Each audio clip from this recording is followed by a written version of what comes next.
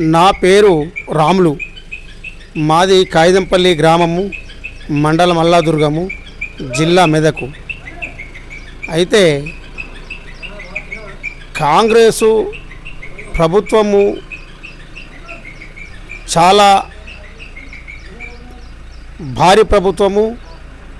చిన్న చిన్న చిలిపి చిన్న శాస్త్రాలు లేకుండా భారీ పనులు భారీగా చేసే ప్రభుత్వము. సాధ్యమైన కాడికి ఇంతవరకు బాగానే చేస్తురు. వాళ్ళకి సాధ్యమైన పనులు వాళ్ళు చేస్తురు. ఇక్కడ ఆర్టీసీ బస్సులు కూడా ఉచితంగానే నడుపుతురు. ఇక్కడ అన్నిటికంటే ముఖ్యమైన విషయం ఏంటంటే రేషన్ కార్డు విషయంలో మాత్రము చాలా గొప్పగా చాలా మెచ్చుకునవలసింది. ఎందుకంటే టీఆర్ఎస్ ప్రభుత్వము 10 సంవత్సరాలుగా పరిపాలన చేసింది. ఒక్క చదువుకున్న పిల్ల కానీ, గోదల కాడికి పోయే పిల్ల కానీ ఒక రేషన్ కార్డు పేరెక్కలేదు. ఒక కోడన్లో వస్తుంటారు, వాళ్ళ పేర్లు ఎక్కలేవు. ఆధార్ కార్డులు, కొత్త రేషన్ కార్డులు కూడా మారలేవు. ఈ కాంగ్రెస్ ప్రభుత్వం రాగానే ప్రతి ఇంటికి సమస్యలు ఇంటింటికి తిరిగి వాళ్ళు సర్వే చేసి రేషన్ కార్డులు మాత్రము మార్చిండ్రు. చిన్నపిల్లల కాడికి వెళ్ళి పేర్లు ఎక్కించిండ్రు. రేషన్ కార్డు విషయంలో మాత్రము మెచ్చుకునవలసింది. ఇప్పుడు టీఆర్ఎస్ ప్రభుత్వము ఏం చేసింది? డబుల్ బెడ్రూమ్లు ఇస్తామన్నారు. ఎక్కడనో అడవిలో పోయి కట్టిరు. అడవిలో పోయి కట్టి 2-3 అంతస్తుల బిల్డింగ్లు కట్టి వాళ్లకు ఇంటికాడికి వెళ్ళి పోదామంటే ఆడొక్క ముత్తమంత ఇల్లు, ఈడొక్క ముత్తమంత ఇల్లు. ఈడ సంసారం చేయన్నా, ఆడ సంసారం చేయన్నా, ఎటు కాకుండా ఊగులాట పెట్టిరు. అట్లా కాకుండా కాంగ్రెస్ ప్రభుత్వం ఏం చేసిరంటే వాళ్ళు ఏడ స్థలం ఉంటే అక్కడ కట్టుకొని మేము డబ్బులు ఇస్తాము అని చెప్పేసి డబ్బులు ఇస్తురు. వాళ్ళ ఇష్టమైన జాగా వాళ్ళకు కొన్ని డబ్బులు వేసుకుంటుర్రా, అవే పైసలతో కడుతుర్రా తెలియదు. కానీ వాళ్ళ ప్లేస్లో వాళ్ళు ఇండ్ల స్థలాలు కూడా ఇల్లు కట్టుకుంటుర్రు. ఆ విషయం కూడా మెచ్చుకునవలసిందే. ఇంకోటి బ్యాంకు విషయంకి వస్తే వాళ్ళు కూడా ఇష్టం వచ్చినట్టు మాపు చేయకుండా వాళ్ళు లెక్క సర్వే చేసి లెక్క ప్రకారంతో వాళ్ళు కూడా బ్యాంకు రుణాలు కూడా సాధ్యమైన కాడికి మాపు చేసిండ్రు. ఈ విధంగా అన్ని విషయంలో కూడా బాగానే అనిపిస్తుంది. రుణమాఫీ కూడా ఎటు దొరికితే అడ్డగోలిగా 20 ఎకరాలు, 100 ఎకరాలు, 50 ఎకరాలు ఉన్న వాళ్ళకు కూడా అప్పుడు రుణమాఫీ చేసిండ్రు వాళ్ళు టీఆర్ఎస్ ప్రభుత్వం. అట్లా కాకుండా కాంగ్రెస్ ప్రభుత్వం ఏం చేసిందంటే చిన్న రైతు కూడా బతకాలి, చిన్న రైతులకే బతకాలి అని చెప్పేసి 5 ఎకరాల వరకు మేము మాఫీ చేస్తామని చెప్పేసి ప్రతి రైతుకు రుణమాఫీ చేసిరు. ఈ విధంగా ప్రజలకు అన్ని అందుబాటులు కరెక్టే ఉన్నాయి, మంచిగా ఉన్నది. కాంగ్రెస్ ప్రభుత్వం మాత్రం బాగానే అనిపిస్తుంది. నేను ఇంతతో సెలవు తీసుకుంటాను. Thank you. నా పేరు శ్రీనివాస్. గత 10 సంవత్సరాల నుంచి కాంగ్రెస్ పార్టీలో పనిచేస్తున్నాను. గెలిచిన ఒకటే పార్టీలో ఉన్నాను. అందుకే గ్రామ అధ్యక్షుడి పదవి ఇచ్చినారు పెద్దలు. ఇచ్చినందుకు కాంగ్రెస్ పార్టీ గెలిచిన కానీ అన్ని పనులు ఒకటి చేసుకుంటూ ముందుకు వస్తుంది. అన్నీ బాగానే ఉన్నాయి.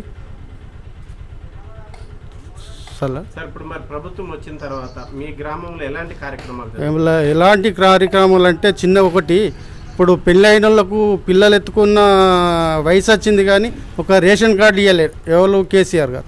ఇప్పుడు గెలిచిన 18 నెలలకి మన రేవంత్ రెడ్డి గారు రేషన్ కార్డులు ఇస్తున్నారు. కొత్త పుట్టిన పిల్లలకు యాడింగ్ చేస్తున్నారు. అన్నీ బాగున్నాయి సార్. ఇంతటితో ఇది కేసీఆర్ కానీ, కేటీఆర్ కానీ, కవిత కానీ, హరీష్ రావు కానీ వాళ్ళే మంత్రులయ్యారు కానీ ఎక్కలకు కూడా ఉద్యోగం రాలేదు. ఇక్కడ మా రేవంత్ రెడ్డి గారు ఉన్న స్థలంలోనే ఉన్న జాగాల్లో ఇల్లు కట్టుకోమని అక్కడనే ఉండుమని ఎంతనో సాయం. మా విలేజ్కి ఇప్పుడు ఫస్ట్ విడత 20 వచ్చినాయండి. మళ్ళా విడతలుగా మాకు 300 దాకా ఉన్నాయి. ఇక మరి నిరుపేదలకే మరి ఉన్నోళ్ళకు కాకుండా బీద వాళ్ళకే ఇవ్వడం జరుగుతుంది. మరి దీంట్లో పార్టీలు ఏమైనా చూస్తున్నారా? పార్టీ లేదండి, బీద వాళ్ళు ఎవరున్నా సరే, ఏ పార్టీ అయినా సరే ఇల్లు ఇచ్చేటిదే కట్టుకోవాల్సిందే. ఓకే, ఇప్పుడు మరి మీ మంత్రి గారు, ఎమ్మెల్యే గారు ఆయన మరి ఎలా పనిచేస్తున్నారు? మీకు అందుబాటులో ఉంటున్నారా? ఉంటారండి. మా మంత్రి దామోదర్ రాజనరసింహ, తెలంగాణ హెల్త్ మినిస్టర్, బాగానే పనిచేస్తున్నాడు, బాగానే చూసుకుంటాడండి. మీకు మరి పిలిస్తే పలుకుతారా? పలుకుతారండి.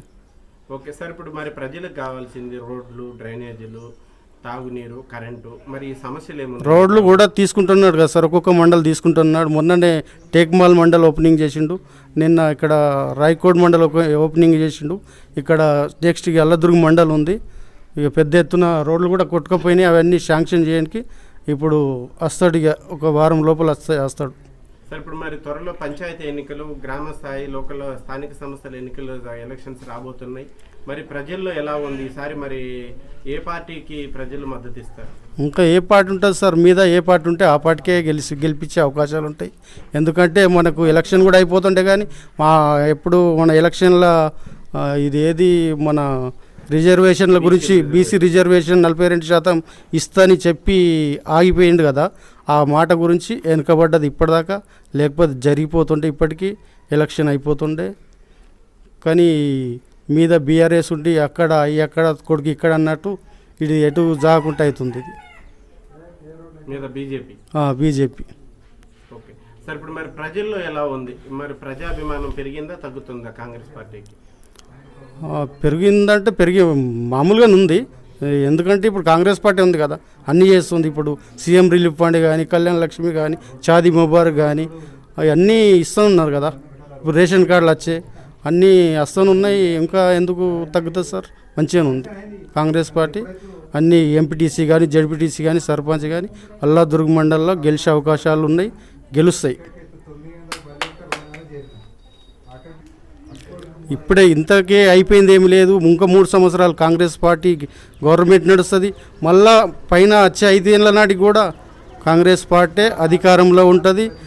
ఎవ్వరు భయపడాల్సిన పని లేదు, కాంగ్రెస్ పార్టీ ముందుంటుంది. కేసీఆర్ గారికి మన తెలంగాణ ఇచ్చిన కేసీఆర్ గారు ఈ తెలంగాణను అప్పుల తెలంగాణను చేసి ఆయన చేసిన అప్పులకే మన రేవంత్ రెడ్డి గారు మిత్తిలు కడుతూ ఉన్నారు. ఆ కట్టడం వల్లనే ఏది ఇప్పుడు ఇంకా హామీలు ఇచ్చినాయి ఇంకా తొందరగా కావడానికి కూడా చేయి తిరుగుతలేదు. ఇక పబ్లిక్ అర్థం కాక అదొకటి అంటారు, ఇదొకటి అంటారు. ఇన్ని అప్పులు ఉండంగా, అప్పులు కట్టంగా కూడా ఇచ్చిన హామీలు ఇట్లా 15 రోజులకు ఒకటి, నెలకు ఒకటి, 2 నెలలకు ఒకటి అన్నట్లు అన్నీ నెరవేర్చుకుంటూ వస్తుంది. దగ్గరికి ఇక 1-2 ఉంటాయి మిగిలి, అవి కూడా తొందరగా అమలు చేస్తారు, పూర్తి కూడా చేయగలుగుతారు అని కోరుకుంటూ నా యొక్క మనవి.